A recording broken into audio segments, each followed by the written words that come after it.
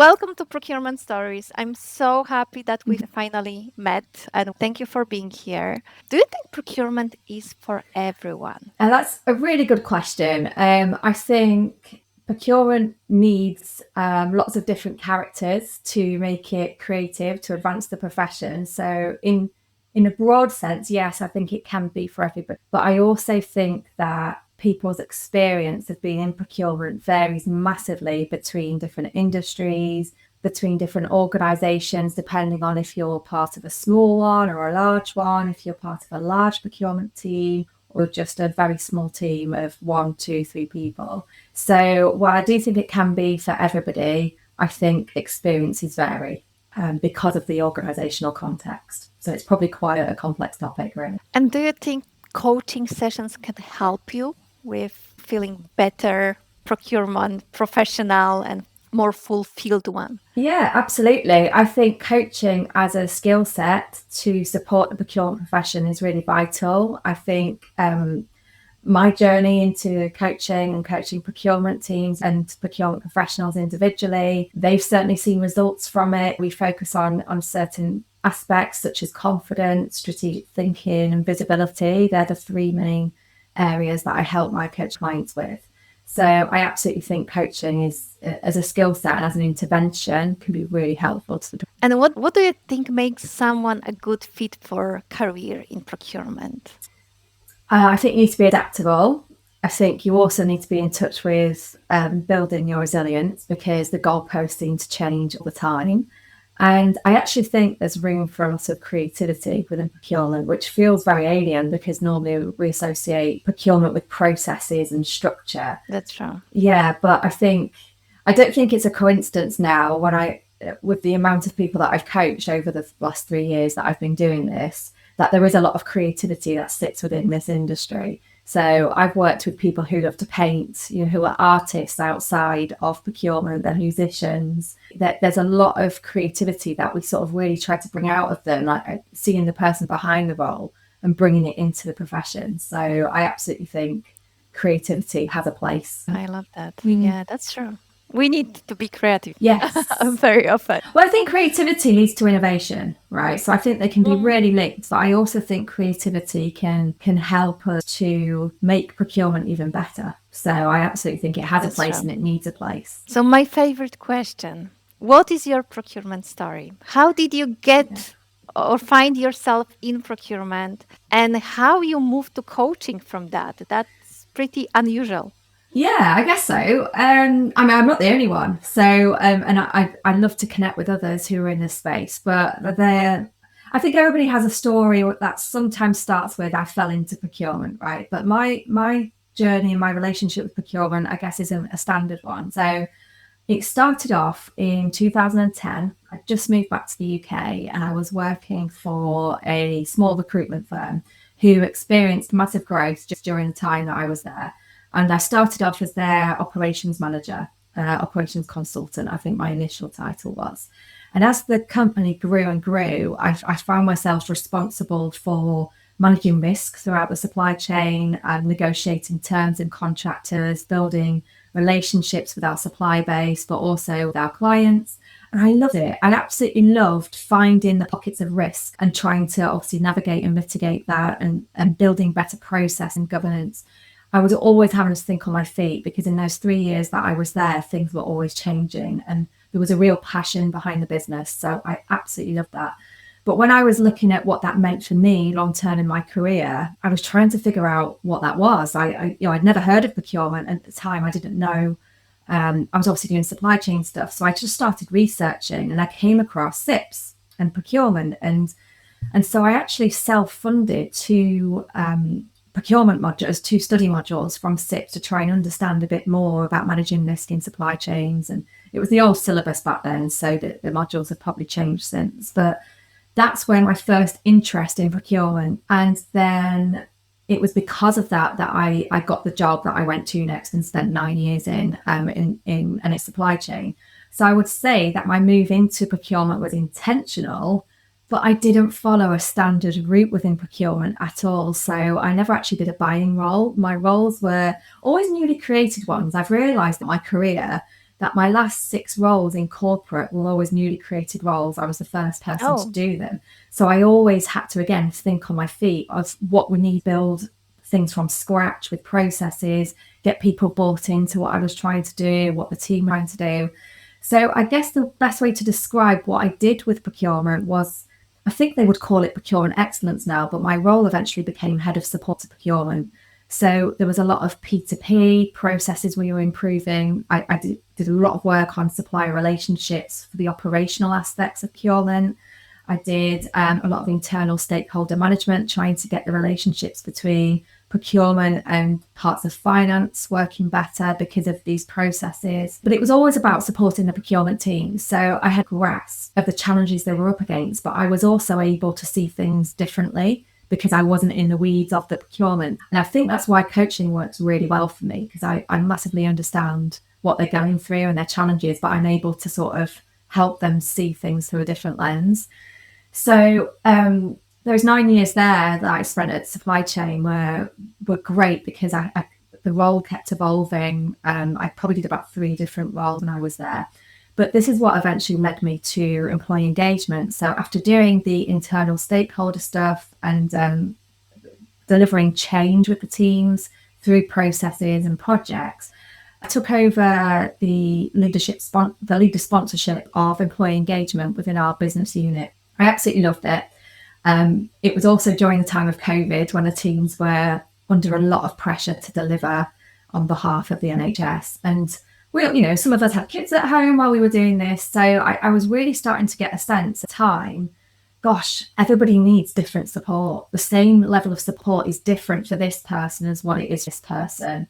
How do we manage that? How do we recognize that we're all in this together, but everybody's got their own challenges going on? So that led me to discovering coaching and studying formally as a coach, because I didn't want to wing it. I didn't want to just guess how best to support somebody.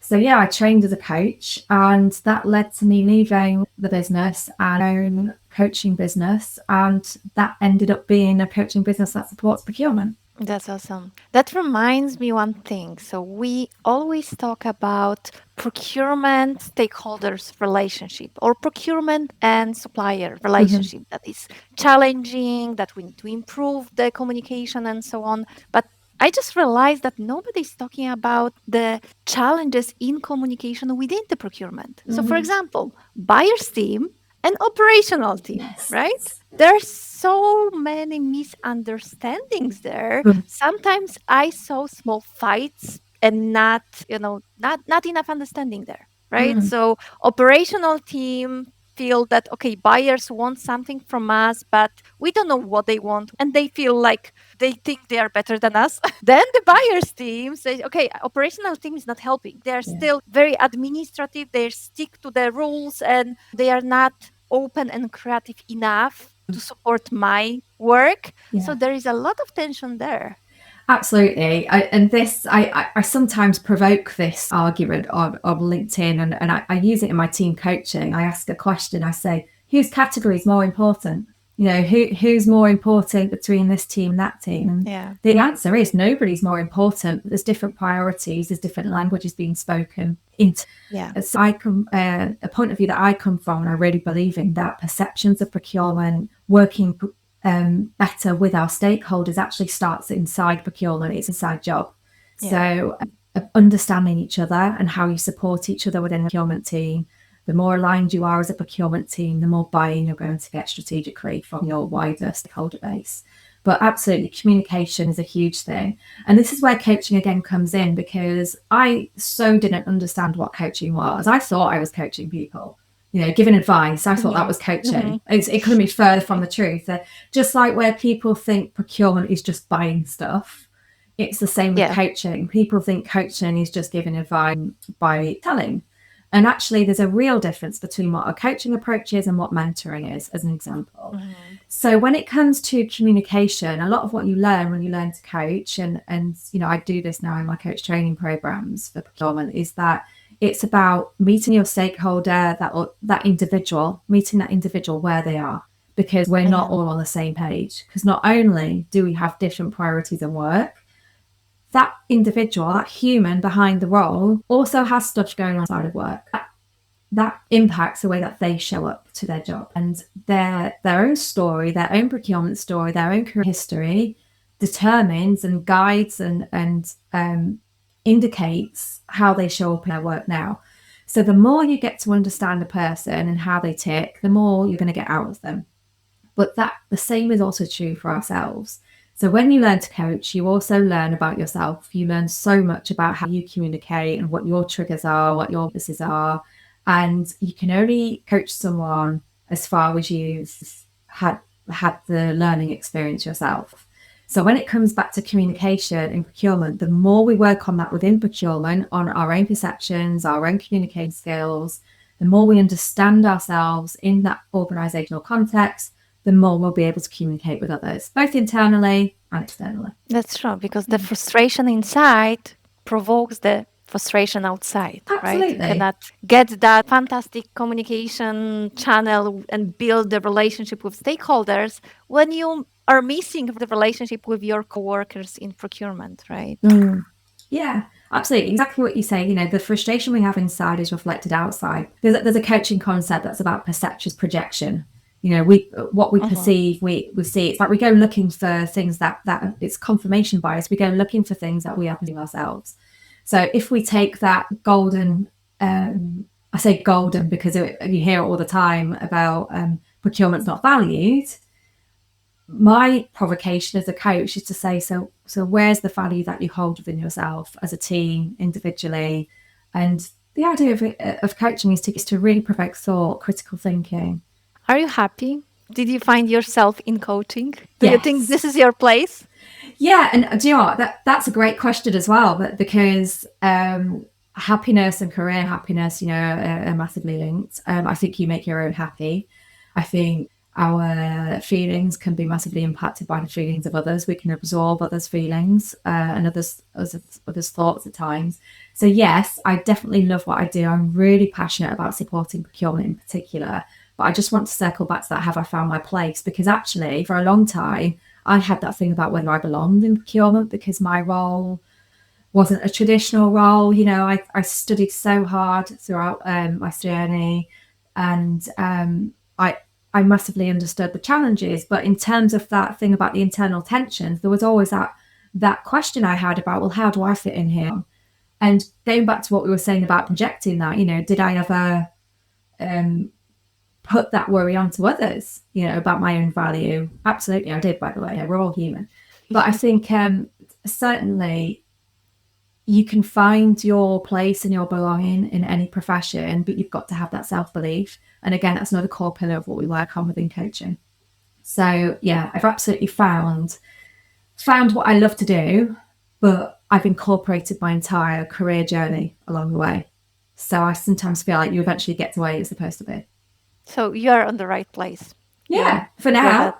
For now, who knows what the That's future awesome. holds? That's awesome. So on your LinkedIn, I learned that you are coaching procure framework. What does it mean? Yeah, so that is my unique framework and methodology that I use in my coach training programs, but also with my teamwork that I do with procurement teams. So I have three elements that I work with procurement on. So I do one-to-one coaching, I do team coaching and facilitation, and now I also have the coach training school. So I do qualifications in coaching that are tailored to procurement using this procure framework.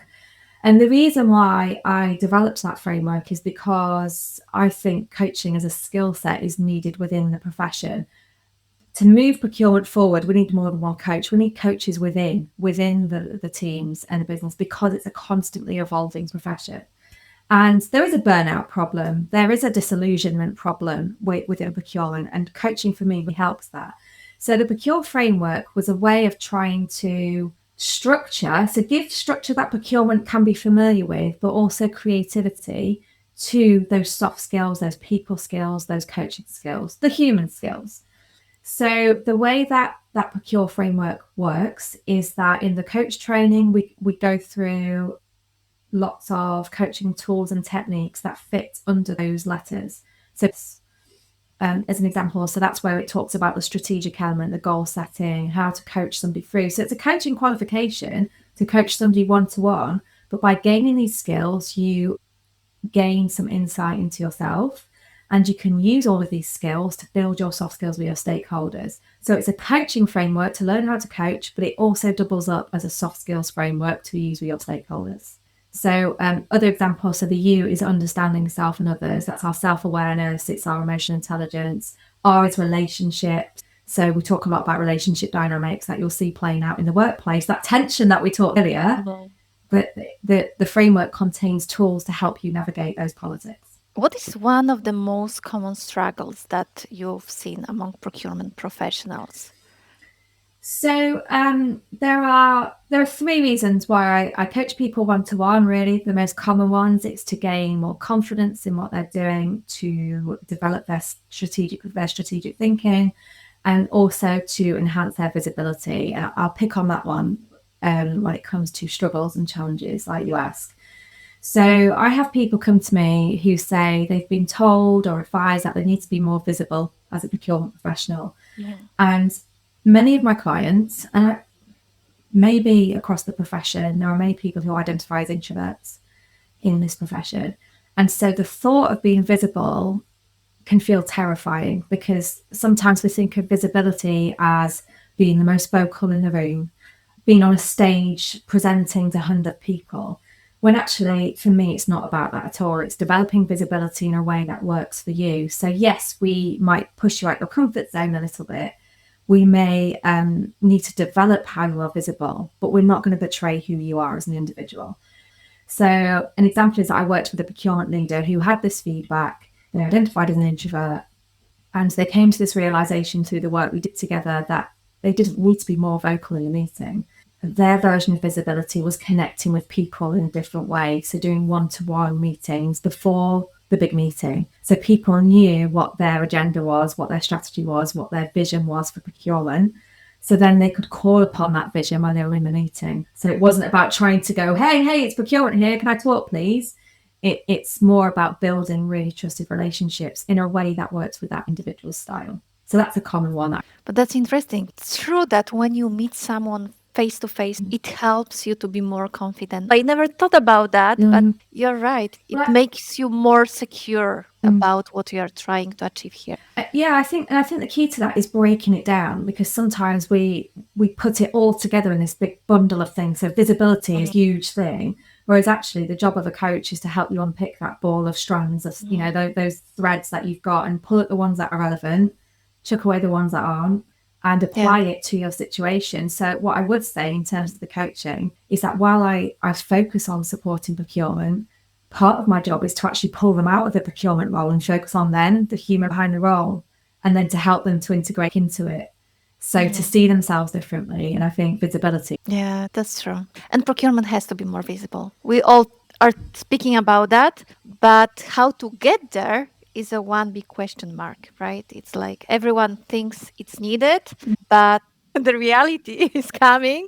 And when you're going to change that, a lot of things can happen. Even your own emotions can stop you from doing that. Absolutely. You know, so much to unpick there, because I'm actually a trained emotions coach as well. So if my clients want to, we can explore emotions and how they show up in their work. So I think, you know, in fact, I can use an example the other day from a coaching session where we were talking about negotiation and how they felt that they weren't a good negotiator.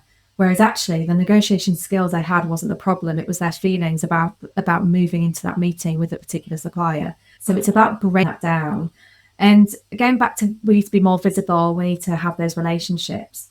Something I would really sort of challenge on that, again, people think visibility is about being really vocal, being really loud, being seen to be at front and centre. But again, I've learned this through coaching. I think it's really powerful. But to be heard, to be listened to by our stakeholders, we need to listen to them, and we need them to feel understood. And that's where our active listening skills come in. It's where our empathy comes in. And again, learning to coach can really help you to unlock skills. So there's soft skills, right? You know, we talk all the time about how procurement needs soft skills, but you don't just switch them on and off. You can't, you know, you don't just switch empathy on. Yeah. And I don't think you either possess them or you don't. It's just that they take work to unlock. And again, I had another client the other day say, I'm much more able to put myself in the shoes of somebody else because I've done that work. So yeah, I think I don't necessarily think it's about us making sure we're loud enough so that people hear. I actually think it's about turning the tables, and once our stakeholders feel heard by us, they will in turn give us trust. So it's reciprocal. And do you think we can learn empathy? Yeah, I think you can learn the skills to show empathy. I think there's a lot of, I mean, it's a complex topic, right? Like I say, you don't switch it on and off. I think there are people who are naturally people, they like to go the extra mile for others. But that can lead into tendencies such as people pleasing. Again, that's something else that I work on with people, between adding value and people pleasing. But yes, I do think you can learn empathy because I think it starts with self. It always starts with self. So if you can have empathy, compassion, self acceptance for yourself, then you are able to show for others.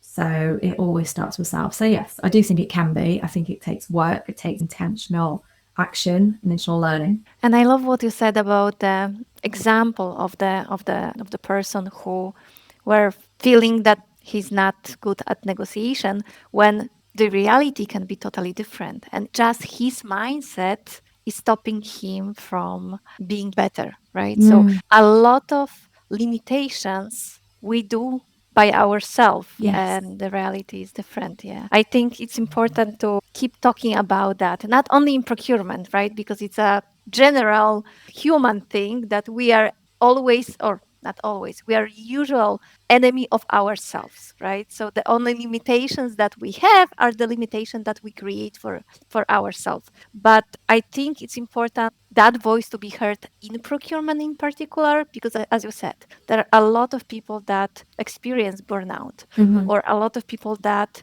feel demotivated because everyone is complaining, everyone hates you. That reality at many companies, Mm. everyone blames you for, hey, you're stopping my business, you are asking me the questions that I don't need, I can do better job that you do, right? You are literally stopping me from doing my work and Mm. keep the business going. And when you hear that a lot of times, you start to believe into that, and that's not Yes. right. Yeah, I think there is a, like I say, mindset applies to everybody. Okay, regardless of the role you do, there will be CEOs. There are CEOs who struggle with the mindset, that I do know from experience. But also, it's not unique to one profession. But I do think we have to be careful within procurement about that collective mindset exists. I think we've got a responsibility as content creators on LinkedIn, for example, extend mindset. I think we have a responsibility collectively as a profession to break that mindset down. There, there's such a thing as, there's acceptance of that perception of procurement that exists. We're not denying that there is Yeah. perception, but we need to not let that be part of our identity. And that's something else that comes up a lot in coaching sessions, actually, seeing the procurement professional from their identity of procurement. So sometimes when procurement gets blamed, we can take it personally as that Exactly. Yeah. it's a thing about me as an individual. And because there's this collective perception of procurement, I think the identity element of that is really, really huge in procurement as opposed to other functions in an organization. But I think, yeah, we have to be really careful, and we need to really work hard to separate that identity of procurement. Be proud to work in procurement. I'm not Yeah. saying not to have to own that identity with pride. Absolutely we should. But to be able to create space between that bad perception of procurement and that perception of us as individuals is a really important piece of work. And again, that's where I think a coaching mindset and skill set can really help procurement. Totally. Can you share a success story when your coaching really helped to Mm. solve certain problem for procurement professional? Yeah, so I mean, I've mentioned the visibility one that comes up quite a lot, and I get really good feedback on coaching when it comes to that. But I'm going to use a team example for this because it happened recently. So last year, I worked with a procurement team. I guess, realign themselves, like understand their identity as a team after a restructure. And yeah, that's very common in procurement at the moment. And so they were feeling a bit disillusioned. There were team members who'd been there for over 20 years. There were some who had been there. And so they all had different experiences of having worked there. So I did some team exercises with them to establish that identity that they now had, where they wanted to take the team. And there was a particular exercise where we looked back at the history of the team. And through doing that, we were able to include the people who had been there for 20 years who felt like they were losing control of what their role and careers were because of these constant restructures. But then we also had the newbies who were able to understand and empathise with the journey that that team had been on for quite a long time. And through this exercise, the team were identifying when were the good times in procurement, when were the bad times, what were those common themes. And there was a particular moment that they identified that 10 years ago, something happened that dictated their behaviour, their approach as a procurement team for the next 10 years. They were very risk averse. They were very risk averse because of this particular event. And when they were able to pinpoint that, it enabled a mindset change for them to say, actually, we don't need to do that anymore. We can afford to take more risks. Now, the great thing about that was an in the moment realization where it was a real, that was the one activity out of the whole day that I think the team really took away with them. But the great thing was that a few weeks ago, I caught up with the head of the team, and they were telling me how they still use that tool today to continue their story. That's awesome. Yeah, and again, this is the point of coaching, right? There's no dependency here. You don't come to a coach for them to tell you the answers. Nobody knows you better than you. Nobody knows your team better than you do. The point of the coach is to hold the mirror up, to give you tools to really explore your story. It's where the storytelling comes from. But also to give you things, tools, techniques to resource you for the future. So a coach has done a good job when they give you something to then take away with you to keep building that resilience, that adaptability story.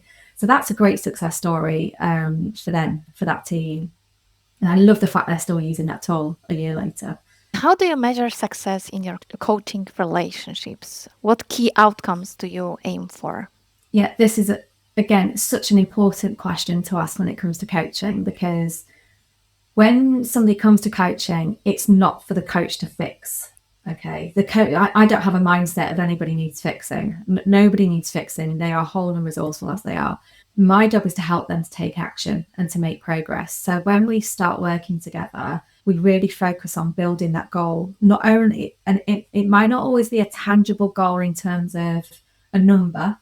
It could be that they're working towards a promotion, but a promotion is not necessarily within their control. So when we look at the outcomes, we look at working on things that are within their control.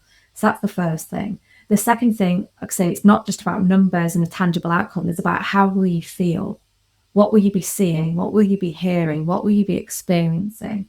So it's about anchoring them into that experience too, because confidence is a feeling, right? Confidence isn't again, you don't switch it on and off. And it wavers, it goes up and down. Yeah. So we really need to be specific on what confidence looks like and what it feels like. So we break it down. If I was to say as a coach, I guarantee I'm going to make you the most confident, you'll stay that way forever. I sort of feel like that's a promise you can't keep, because who knows what journey that person is going to go through in the future, years beyond the coaching. So my guarantees as a coach is that I give you the tools, and you will make progress with the tools. That's my skill set. My skill set is to bring that out of you, is to help you find your own answers. So we really break down those goals in the first session. And I've had great feedback, so I know it works. But, I think a coach has to be really careful about the guarantees. That's where the ethical practice of coaching comes in, because the action is taken by the individual, not by the coach. So when it comes to success, we really break it down and we look at the tangibles, but we also look at the feelings of what they will be experiencing. What are some of the most exciting shifts you are seeing in procurement leadership today? And how do you think these challenges will shape the future of procurement? I think there is definitely a shift in mindset and adaptability and creativity. And it is just about finding different ways to approach things. And it's on a personal level. I've got the privilege of seeing seeing the side of a procurement leader that not everybody will see, you know, and The human side of procurement. yeah, well, the job is for them, for the human side, to come out of that individual to apply it into their role, and they do that very well. You know, they already have that. To be honest, it's just I think in terms of the shifts, you know, we have conversations that you're not going to have on a day-to-day basis with your line manager. You know, there's no judgment in coaching. I tell them, you know, you come as you are. You know, and usually a coach can tell when they're not bringing their full self to the session, and so I think I have that privilege. You know, I see the vulnerability that not everybody will see. And like I say, it is an absolute privilege. So the exciting shifts that I see is when they've changed that mindset that actually I am in control of this, you know, I can do things differently. And just to break that down, I think that's where courage comes into things, because a lot of procurement leaders, if they're at the top of the chain in procurement in their organisation, you know, whether that's the title of head of, a lot of the time they're breaking new ground. They're in uncharted territory because it's new challenge after new challenge. Yes, there's the bones, the nuts and bolts of procurement, but you know, obviously there's the tariffs conversation happening at the moment. We had COVID. There's all these uncertain things. So to be able to embrace that mindset of learning, of courage, of stepping out of the comfort zone, that's the shift that I get really excited to see in a procurement leader. You know, I have a particular client who'll say that they're happy to make mistakes. You know, it's not that they don't care; they do. Yeah. They're willing to take risks to make some things feel and look different in procurement. As someone who works closely with procurement professionals, what do you think are the top skills that will be essential for future procurement leaders? Yeah. I don't think it's a new answer. I see it a lot. My business is built on it. It is those human skills, the coaching skills, the soft skills, empathy, emotional intelligence, because procurement is the gateway to the organisation for a lot of people. They set the tone for a new supplier, a new stakeholder. So I think possessing those skills is really important. I also think, like I say, within the profession, it's massively needed, because procurement is not a one size fits all. So procurement professionals who start out in a large organisation, they've got access to training budgets, they've got access to negotiation training, they've got access to mentors, to coaches.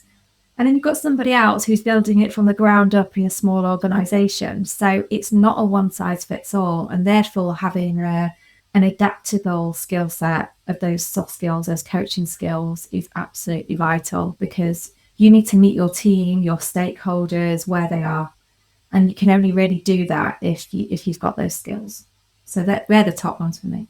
What about curiosity? Because I think that's very important for procurement professional to have that hunger for knowledge, right? And that internal need to learn more, know more, because it's changing so much that you have to adapt, as you said, right? So the hunger for knowledge is, I think, is very important.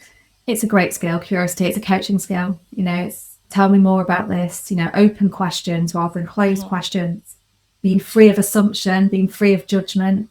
You know, again, it's not a skill you can switch on and off. It takes, well, you can once you're well practiced at it, but it's a really pivotal skill for getting to know somebody and build trust. So it's not just about curiosity about the business and how processes work. It's curiosity about people, about what makes that person think, feel, and behave the way that they do. But also curiosity from within. I'm always going to come back to self. Why do I think, feel, and behave the way that I do? And the more curious we are about ourselves, our own behavior, our own team, our own context within a team, then the more we can apply that to others. So it starts within every single time. It's a great skill.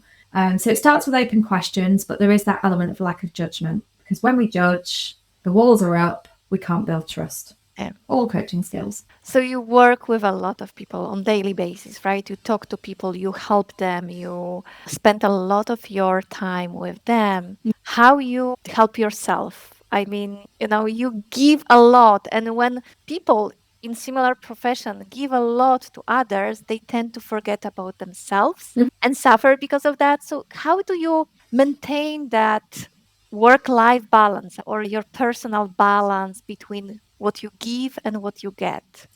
Yeah. Again, it's a great question because we can really give to people, but if we don't look after our own needs, we would become resentful, for example. Exactly. So there's a great phrase. Forgive me, I can't remember where it came from, but it's very well known. It's about fitting your own oxygen mask, like you hear on a plane, right? You fit your own Mhm. oxygen mask before you help others, because when we are resourced, we are better at supporting others. And that's probably where tension and conflict comes in. That when we're assuming that our own needs aren't being met, we're not going to help somebody else, make their own, or we go into people pleasing mode. So there's a lot around that. But as for me and my own experience, I think I'm a work in progress when it comes to balance. I'm not quite sure that the perfect balance exists. We all have our own lives outside of work, which look and feel different for us all. So I would certainly say, and I'm very cautious about coaches saying this, if I'm honest, outside of procurement, this thing about, I set up my own business, I've got balance, you can have balance too. The reality is that building this coaching business to procurement for 3 years, balance has not been a word in my vocabulary.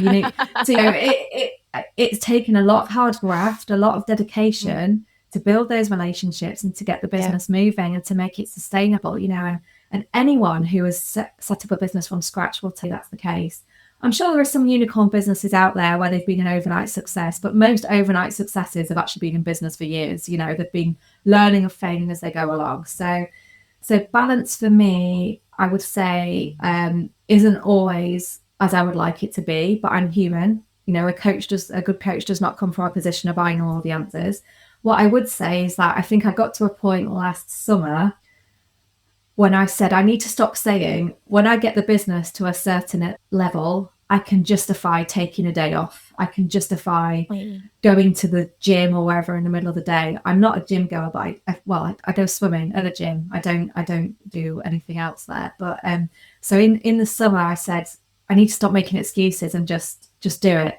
So swimming has become my thing to help me to switch off and to get my body moving, because a lot of my work is virtual. I do travel for work every so often, but mainly my work is virtual. So I need to get out of the home office. I think as well, it's about that self-awareness, about recognizing when you do need to take a break. So, I'm all for hard work and dedication, but I also know I'm not going to be at my best if I haven't done certain things or looked after Yeah. myself. So I'm still a Yeah. work in progress, but swimming is my exercise that I do.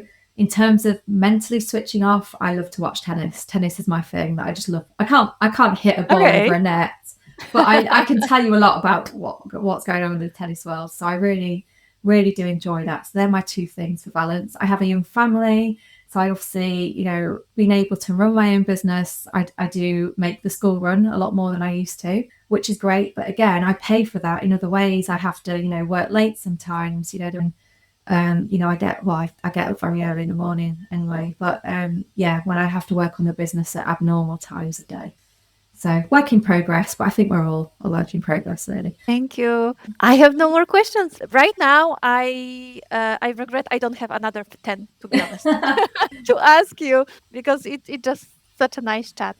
Yeah, well, thank you so Thank much you for for having having me. me. And I think, procurement stories, it's a brilliant thing to do because everybody has Oh, one, thank right? you. We all support this profession in different ways. So thank you for allowing me Mhm. to share mine. Thank you so much.